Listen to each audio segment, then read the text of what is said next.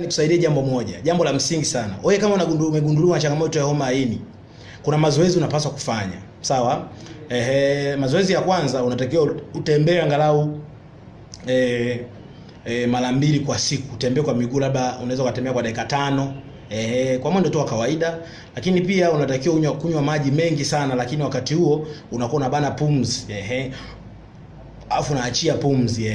Kwa kama una changamoto ya homa ya ini, itakusaidia kuregulate kinga yako iweze kukaa vizuri zaidi. Lakini pia ili uweze kufanya mazoezi mazuri zaidi, pia ni pale ambapo kama unaweza kuwa na baiskeli, ukaendesha baiskeli, itakusaidia sana kupunguza calories nyingi ambazo zipo kwenye mwili. Hii mwisho wa siku detoxification ifanyike, yani uchujaji wa zile sumu mbalimbali ambazo ni mbaya mwilini.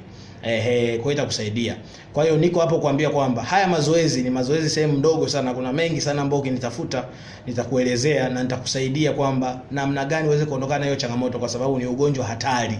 Na tunaposema ugonjwa hatari, maana yake ni kwamba ni hatari kweli kweli, kwa sababu inaenda kuathiri ini lako, na ini halina tiba vizuri zaidi. Yaani ini ni kiungo pekee ambacho kimekaa kama sponge fulani hivi, afu kina damu nyingi sana. Kwa hiyo ni ngumu sana kufanya operation labda.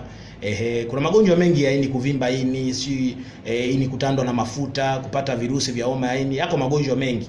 Lakini kama umegundulika shida yoyote ile ambayo iko kwenye mfumo huo, hebu nitafute nikusaidie, kwa sababu ndani ya miezi 3 tu utakuwa umeshakaa vizuri na umepona.